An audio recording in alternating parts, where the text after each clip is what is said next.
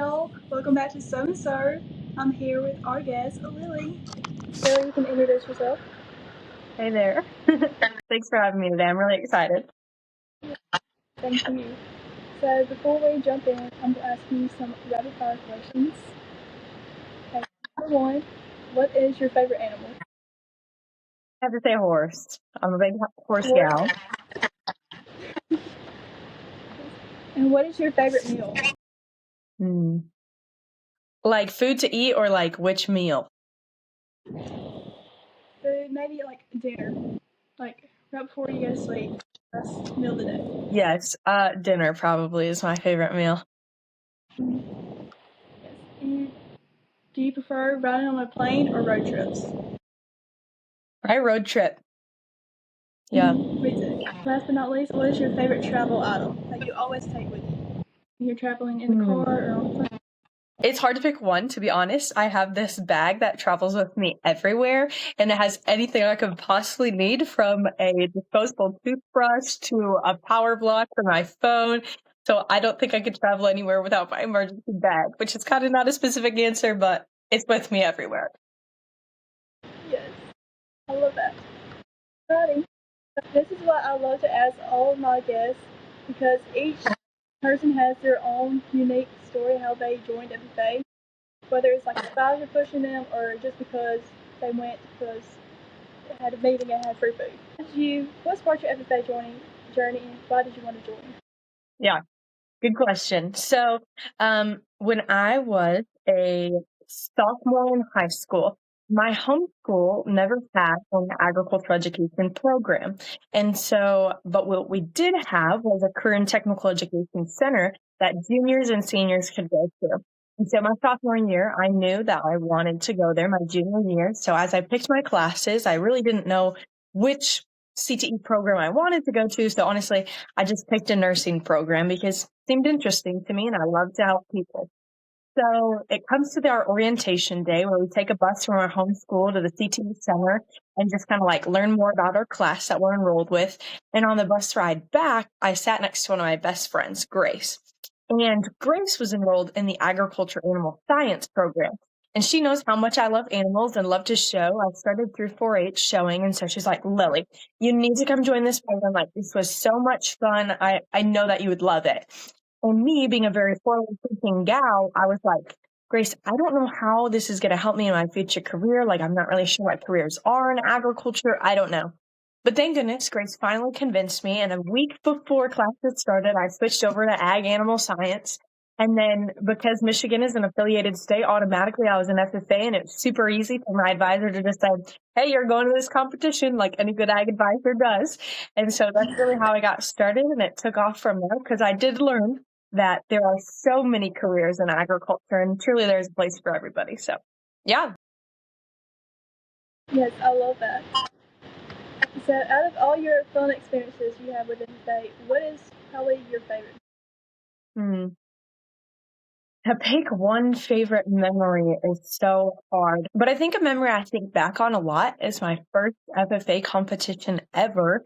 Just because it was like the start of something so great. So, like I said, my ag advisor pushed me to do this competition. And so, it was the Michigan Farm Bureau discussion meet. Some states have it, some states don't, but pretty much it's where students come together and they try to generate ideas for an ag issue. And so it has to do with a little public speaking. And I was very shy at this point. I mean, I moved to this new CTE center where I don't have any friends except for Grace. And so I was really, really shy and quiet. But somehow my advisor coached me and I ended up in the state finals round, which was really exciting. And then two people in a funny looking dress, otherwise known as official dress, came up to me, and there were two state officers, and they encouraged me before that final round. They gave me a few tips, but really they believed in me. And I was like, this is so crazy. Like, I barely even know these people. And so that really impacted me. And that day I ended up winning my first FFA competition ever. But I remember driving back with my mom and saying, like, that wasn't even the most impactful moment. Like, it was the fact that those two people came up to me and like spoke life and spoke encouragement and like really believed in me. And I was like, man, this is somewhere I want to be. So I guess I think back to that, and that's like the reason I'm here. So it's a good memory. Absolutely. This whole organization is so welcoming. Like wherever you are at a competition or at an event, they're so welcoming. It really is. That's one of the, I love this. That's awesome. You travel a lot for your national office. Since October, you've been out on the road. What moment within traveling has been most memorable for you? Whether it is going to schools or whatever. I think some really memorable moments for me are just seeing how different yet similar and united we are across the entire country. I mean, I'm about to head to Florida tomorrow and then California in a couple of weeks. But during FFA week, I was all the way in the New England states. And so just to see how different, I mean, we were in Mississippi too a couple weeks ago. And so like just to see how different it is everywhere, but then those moments that we can have that we realize like we all have the same passion and love. So one moment that does stick out to me was during FFA week. I was in Maine. I was talking to this member. Her name is Helen. She was telling me all about how she got this, what they call a Maine Grand Slam. So this is when somebody hunts and they get a deer, a turkey, a moose, and a bear all in the same year. So this is like a pretty big deal for Helen. And she's telling me how the hardest one for her to hunt was a moose. And so she started a research essay about the correlation between moose population and tick population. And that was just so cool for me to hear. And like, it's those moments where I realize like, that's so different than a project anywhere else in the country. But yet like, we have that same love for agriculture, food, and natural resources. And those are the moments that really stick out to me. Absolutely. That's so neat. Yeah, it really was. I was quite impressed. Your team visited the Future Farmers of Japan in January. How was it? How was the whole experience? Oh my goodness, it was incredible. I mean, our eyes were just so open to the culture on the other side of the world. Like they're very like honoring, respectful culture, and I thought that was really, really cool. The food was amazing. They eat most of their like meat and like animal products raw, which is really interesting, but they believe like that's the way the earth gave it to us, so that's the way they'll eat it. So like for example, we were at a restaurant and granted we did have to like Google translate the menu, but Joey ordered an egg and we literally got a bowl and an egg. So that was quite interesting. But then like on the Future Farmers of Japan side of things, it was so cool to see like I just mentioned, the different projects that they have and how they're unique to Japan. We got to see a fishery, students working on like a rice farm, and we got to make what they call mochi, which is like ground up rice. It's like a dessert-ish kind of thing that they have.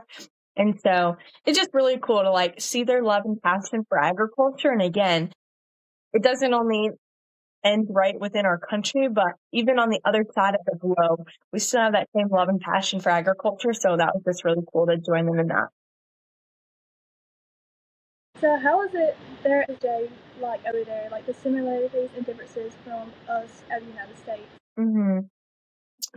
I guess probably the biggest similarity is just like their emphasis on work-based learning opportunities. And so like within their curriculum, like I said, like students work on the fishery farm, students work on the rice farm. They had a wasabi farm too. And they also are big into research. So they were researching like how certain wasabi grows in different streams and stuff, which is really cool. So I think that's probably the biggest tie that we have is like giving students those work-based learning opportunities within agriculture. The size difference is like a lot. So, where we have over 1 million members, I believe it was around 60,000 members in Japan. But yeah, the love and community that is in Japan and Future Farmers of Japan is about the same as FFA too. That's cool. Yes, I love that. So talking about your schedule is booked and busy from state to state.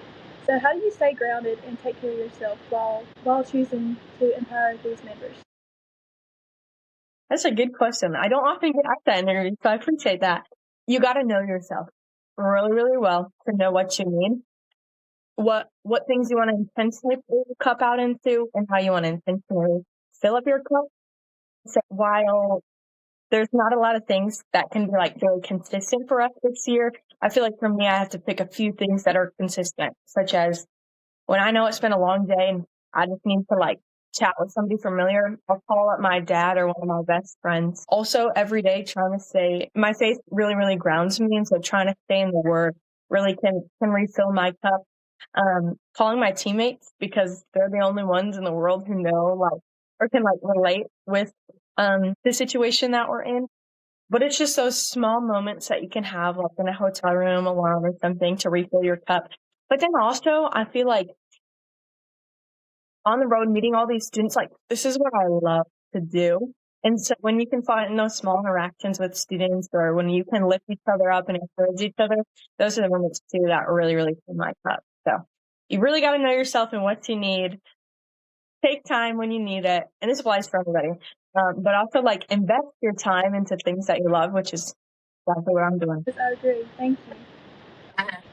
And so what moment are you looking forward to down the road for national office?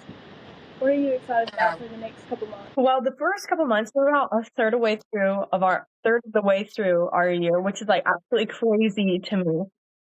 And I feel like the highlight of that first section was we spent a lot of time as a team and training and like developing keynotes and workshops and all the good things. And I guess the highlight from that was like being with my teammates and also like seeing their messages and how they'll uniquely impact the students around them. But now we're transitioning into travel season. So this is conventions, chapter visit, quiz, nation visits, all those good things.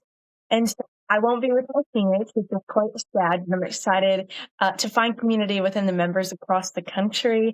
I'm excited to highlight our members to sponsors and stakeholders that will continue to support our organization.